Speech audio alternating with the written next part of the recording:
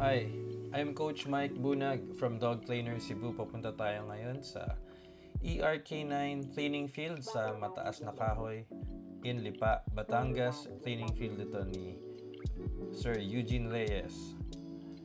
Now, ito ang aking secret weapon, ang Demane Bite Suit.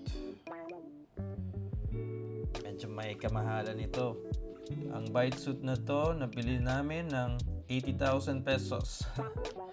Ito yung armor natin laban sa mga dogs na mangangagat sa akin.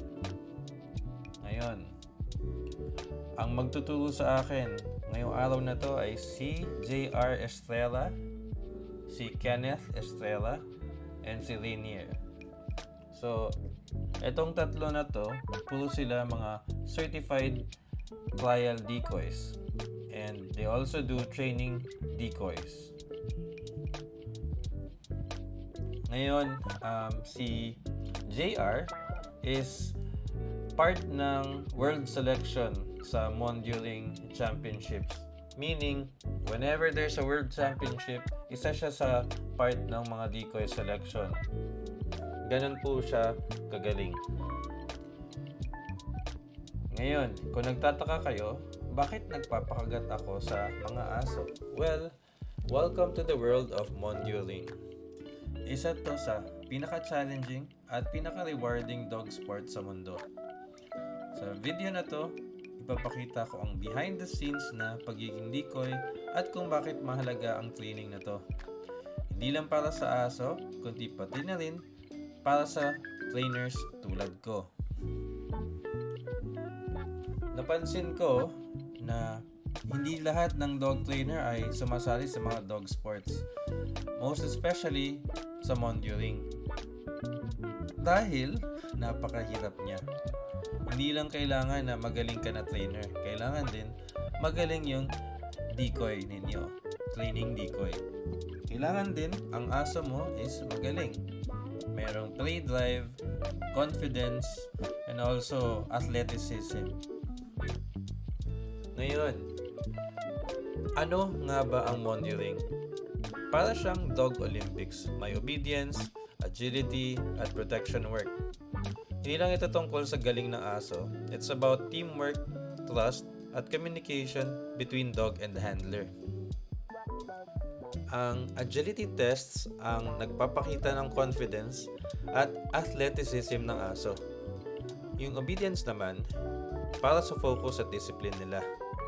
And of course, yung protection work, para makita kung gaano sila ka-controlled and effective in high-pressure situations. Ngayon, pag-usapan natin ang role ko bilang decoy. Ang decoy ang tumutulong sa aso na mag-practice ng protection skills. Hindi lang ako basta-basta nagpapahabol o nagpapakagat. Trabaho ko ang turuan ang aso kung paano maging confident, precise, at controlled habang nasa pressure. Sa trial, meron pa yan gunshots, meron mga accessories na ginagamit to apply pressure on the dog. Ngayon, ang trabaho ng training decoy is to build the dog up para maging confident siya na harapin ang magiging pagsubok niya in the future once na sumali na siya sa trial. Last month, sumali na po ako sa trial as a handler at pumasa po kami ni Diego na aking aso na Belgian Malinois na 2 years old. Masaya ako dahil hindi ako taga Manila, taga Cebu ako. I don't have a team pero nakuha po namin na pumasa and ma-title ang dog ko na si Diego, which is really difficult to do if you don't have a team. At kung iniisip nyo na madali lang to, try mo kaya. Minsan parang may utang ako sa mga asong to kasi hindi sila nagpapapigil. Ang training sa Mondialing ay hindi lang para sa competition. Nakakatulong ito sa development ng aso in many ways. Confidence, obedience, and focus. Lahat yan nade-develop. Para sa mga hunters naman, it builds a deeper understanding of their dogs. Ang maganda dito, nakikita mo kung gaano ka-enjoy ang mga aso sa ginagawa nila. Kasi kahit intense, it's fun and fulfilling for them. And oo nga pala, kaya ba ng kahit anong aso ang monitoring?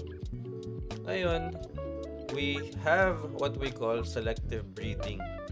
And we choose dogs that are right for the sport. If the dog is not right for the sport, if you are an ethical dog owner and handler or trainer, hindi mo ipipilit sa aso na gawin ito. Unang-una, hindi niya gagawin ng tama kapag wala siyang drive. Kung halimbawa ang aso mo ay hindi mahilig kumagat, you cannot force the dog to do monitoring. So, makikita mo mga aso dito ay masaya. Ngayon, bakit mahalaga maging magaling na decoy? Simple lang. Kung hindi tama ang ginagawa ng decoy, hindi rin matututo ng maayos ang aso. Ang trabaho namin ay turuan sila ng tamang targeting, timing, at control. Ang pagiging decoy ay parang choreography, precision, timing, at tamang pagbabasa ng galaw ng aso. Hindi pwede yung bara-bara. Kaya andito ako sa ERK9, learning from the pros. Kung mali ako, agad nila akong kinokorek para maayos ang flow ng training. And kasama ito sa training na hindi dapat hinahaluan ng ego. Kailangan mo makinig para matuto. Kaya minsan feeling ko hindi lang ako decoy, parang ako na rin yung student. Puro ulit ang naririnig ko pero okay lang. It's all part of the process. Siyempre, hindi madali ang decoy work. Physically demanding siya, parang cardio workout. Pero yung reward, makikita mo ang progress ng mga aso at handlers. Alam mong naging part ka ng journey nila, and that is priceless. Ang saya makitang mas nagiging confident ang aso after every session. Nakakataba ng puso na malaman na nakatulong ka. Ang monitoring ay hindi lang sport, it's a way to build trust, discipline, and a stronger bond with your dog. At para sa aspiring decoys dyan, tandaan, it's not just about getting bitten. It's about helping dogs and handlers grow together. Thanks for joining me on this adventure.